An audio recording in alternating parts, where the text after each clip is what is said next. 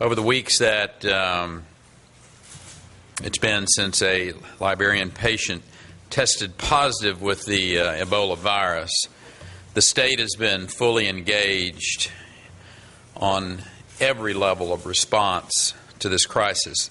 Yesterday I spoke with President Obama. Among other matters, I asked him, as a stopgap measure, to fast-track CDC acknowledgement of the next-level facilities that are better prepared to deal with diseases like Ebola. This will let people know that there will be a place to go if they get sick in Texas. It's indefensible that one of Mr. Duncan's nurses was allowed to fly from Ohio to Dallas after she said that she had a low-grade fever. Air travel is, in fact, how this disease crosses borders, and it's certainly how it got to Texas in the first place.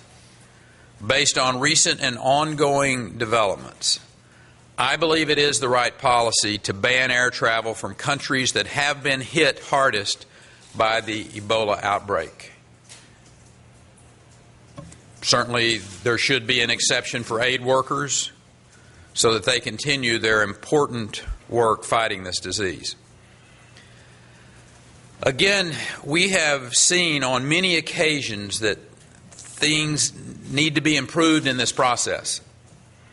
Considering this was the first time that Ebola has been diagnosed on American shores, it's perhaps understandable that mistakes were made, but it's also unacceptable. And to that end, 11 days ago, I issued an executive order creating the Texas Task Force on Infectious Disease Preparedness and Response. Today, they submitted a preliminary group of recommendations for our future preparedness. They include establishing Ebola treatment centers in Texas with state-of-the-art equipment and specially trained healthcare workers to provide care to patients when that disease is most contagious. They also recommend expanded training for healthcare workers in Texas, and they'll be conducting hearings to determine the scope and nature of that training. They're also calling on the legislature to expand the ability of the DSHS chief to impose enforceable control orders, making it more difficult for people at high risk of infection to ignore directives and for them to limit their exposure to the public, for them to go out into the general public. Also calling for more testing labs in addition to the lab that we already have here in Austin. Texas is only one of 16 states that are authorized to conduct Ebola testing, but having additional facilities in different regions of the state will cut down on the time it takes to diagnose a patient.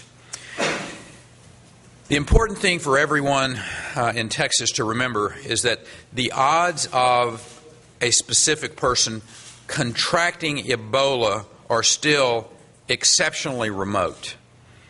Many of the steps that we're taking and many of the steps that we have taken have been taken out of an abundance of caution.